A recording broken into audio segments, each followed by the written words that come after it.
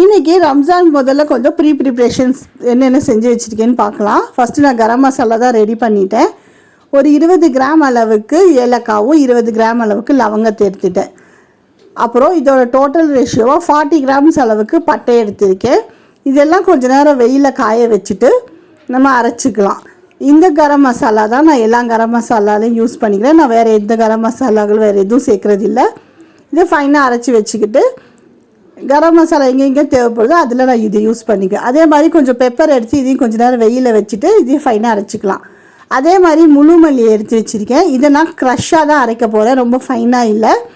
நம்ம சமோசா செய்வோம் இல்லையா, சமோசா கச்சோடிக்கெல்லாம் இந்த மாதிரி க்ரஷ்ஷாக செஞ்சுக்கிட்டால் நல்லாயிருக்கும். அதனால் ஃபைனாக அரைக்காமல் ஒன்றும் பாத்தியமாக அரைச்சி வச்சுக்கலாம். இது ரம்ஜான் முதல்ல நம்ம செய்கிற கொஞ்சம் டைம் சேவிங் வீடியோ தான்.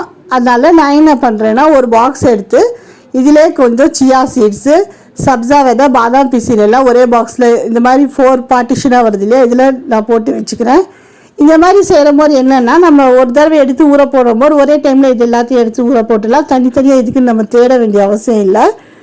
இது சும்மா ஒரு ஐடியா தான். இந்த வீடியோ உங்களுக்கு யூஸ்ஃபுல்லாக இருக்கும்னு நினைக்கிறேன். பஜ்ஜி ப்ரீமிக்ஸ் எப்படி செய்யுதுன்னு பார்க்கலாம். அதுக்கு 1.5 கப் அளவுக்கு கடல மாவு எடுத்துக்கலாம், 1/4 கப் அளவுக்கு அரிசி மாவு எடுத்துக்கலாம், 1/4 ஸ்பூன் அளவுக்கு மஞ்சள் தூள், 1 ஸ்பூன் மிளகாய் தூள், 1/4 ஸ்பூன் அளவுக்கு பேக்கிங் சோடா எடுத்துக்கலாம், 1/4 ஸ்பூனை விட கொஞ்சம் ஜாஸ்தியாக பெருங்காயத்தூள் எடுத்துக்கலாம், தேவையான அளவுக்கு உப்பு. இதெல்லாம் சேர்த்து நல்லா மிக்ஸ் பண்ணிக்கோங்க. வேணும்னா மிக்ஸி ஜாரில் போட்டு ஒரு பல்ஸ் மோடு கூட அடித்து எடுத்து வச்சுக்கலாம். இப்போ இதை நல்லா மிக்ஸ் பண்ணதுக்கப்புறம் ஒரு ஏர்டைட் ஜாரில் போட்டு ஒரு 2 மாதம் வரைக்கும் இதை ஸ்டோர் பண்ணிக்கலாம்.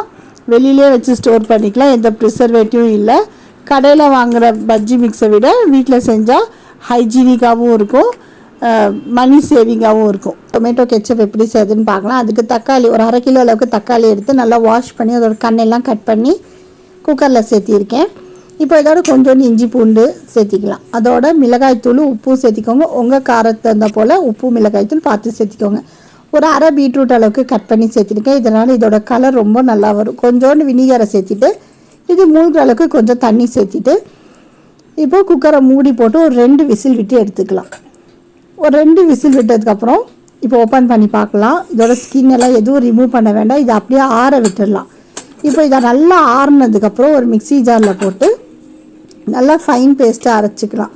பீட்ரூட் எல்லாம் சேர்த்திருக்கனால ரொம்ப நல்லா இதுக்கு கலர் வரும். இதோட தண்ணியெல்லாம் எதுவும் சேர்த்து அரைச்சிடக்கூடாது, ஏன்னா தண்ணியெல்லாம் சேர்த்திட்டா இதோட ஷெல்ஃப் லைஃப் அவ்வளோ வராது. எந்த கடாயில் நான் கெச்சப் பண்ண போகிறேனோ அந்த கடாயிலே வச்சு ஃபில்டர் பண்ணிக்கிறேன். நல்லா ஒரு கரண்டியை வச்சு இந்த மாதிரி நல்லா அமுத்தி விட்டிங்கன்னா நல்லா பல்பியாக நல்லா ஃபில்டராகி வந்துடும். இந்த சக்கையை நம்ம டிஸ்கார்ட் பண்ணிடலாம்.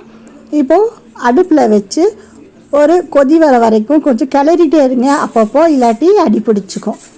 ஒரு கொதி வந்ததுக்கப்புறம் இப்போ இதில் நம்ம தேவையான அளவுக்கு சர்க்கரை சேர்த்திக்கலாம். உங்கள் கெச்சப் எந்த அளவுக்கு இனிப்பாக வேணும்னு நினைக்கிறீங்களோ அந்த அளவுக்கு சர்க்கரை சேர்த்திக்கோங்க. இப்போ இதை நல்லா மிக்ஸ் பண்ணி விட்டுட்டு கொஞ்சம் நல்லா சுண்ட விட்டுடலாம். ஓரளவுக்கு சுண்டதுக்கப்புறம் இப்போ இதை செக் பண்ணி பார்க்கலாம். இந்த மாதிரி ஊற்றுனா இந்த மாதிரி ரன்னியாக வரக்கூடாது. இனியும் கொஞ்சம் நேரம், இனியும் ஒரு 5 நிமிஷம் நல்லா கொஞ்சம் சுண்டுட்டோம். இது நல்லா ரெடி ஆனதுக்கப்புறம் நீங்கள் ஆற வச்சு ஃப்ரிட்ஜில் வச்சிங்கன்னா ஒரு 2 மாதம் வரைக்கும் வச்சு ஸ்டோர் பண்ணலாம். இப்போ பாருங்கள் நல்லா கொஞ்சம் திக்காக இருக்குது. இந்த மாதிரி ஊற்றி பார்க்கலாம். பாருங்கள் நல்லா திக்காக இருக்குது. அதே மாதிரி விரல் விட்டு ஒரு கேப் விட்டால் இந்த மாதிரி ஒழுகாமல் வரணும். இது கரெக்டாக இருக்கும். இதே மாதிரி டொமேட்டோ கெச்சப்பை நீங்களும் ட்ரை பண்ணி பாருங்கள்.